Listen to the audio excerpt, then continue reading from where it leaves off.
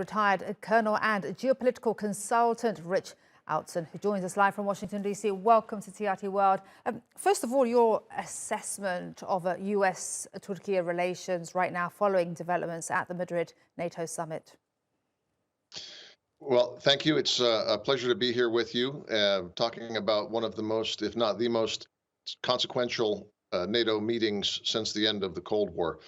I think we've been in a very down period, a dark period in U.S.-Turkish relations for the last 5 to 10 years. The topics of contention, I think, are known both to Turkish and American followers of the relationship. S-400s, F-35s, YPG, the response to the failed coup in Turkey, Iraq, Syria, all of these things, we've got some very deep structural tensions in the relationship. Yet we see, as a result of the summit, an opening. It's not a solution, but it's an opening with the U.S. backing, not trying to engineer, but backing the trilateral negotiations and statement that came out yesterday. And then some very positive news coming out about the administration's support for potential Turkish purchase of F-16 aircraft. So for the first time in a long time, it looks like U.S. priorities and Turkish priorities are converging, and I am very encouraged by that.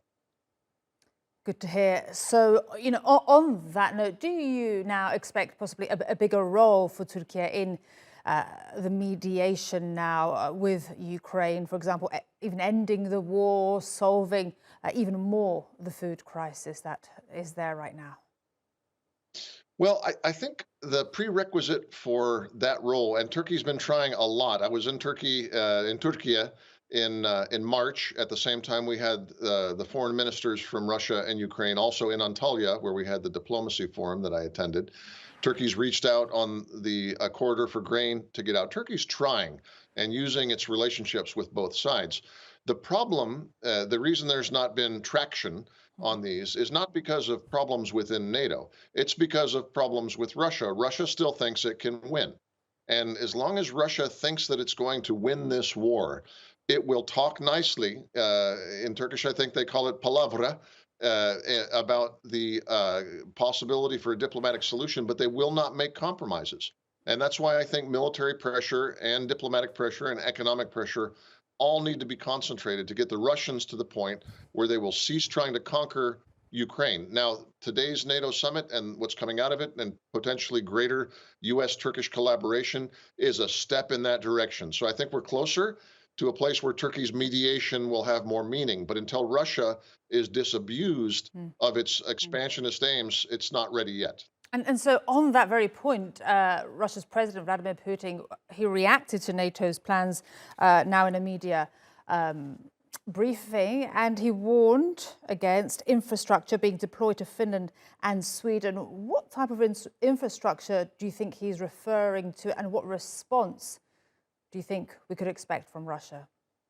I infer from his statement about infrastructure either the construction of new permanent bases with large numbers of troops or strategic assets. And that could be certainly long-range air defense systems. It could be surface-to-surface systems.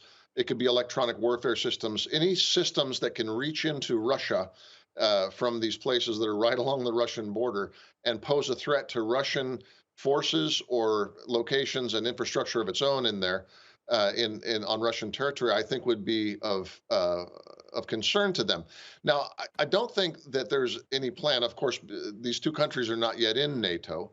What you might see is rotational forces, air forces, airplanes, some battalions of ground forces go in for training.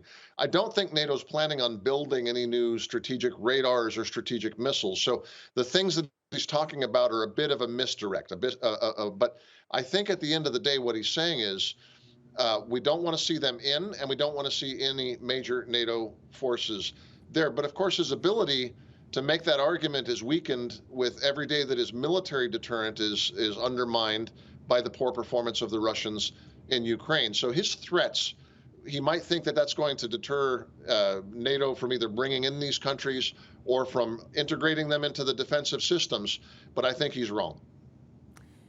Rich Outzen, I wish I could listen to you for even longer.